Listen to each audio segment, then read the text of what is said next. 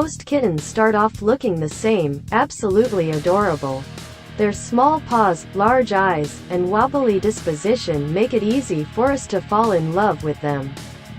But once they grow up, they may not be exactly what you thought they were. Palace kittens start off by looking like any normal kitten, only they're a bit larger. They're adorably fluffy, have small round ears, and a curiosity that cannot be competed with.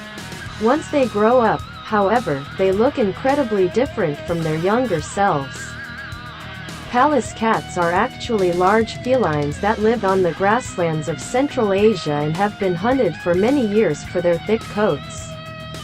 Thankfully, the trade on their fur ended in the 1980s, allowing these animals to thrive so that wonderful photos like these could be taken.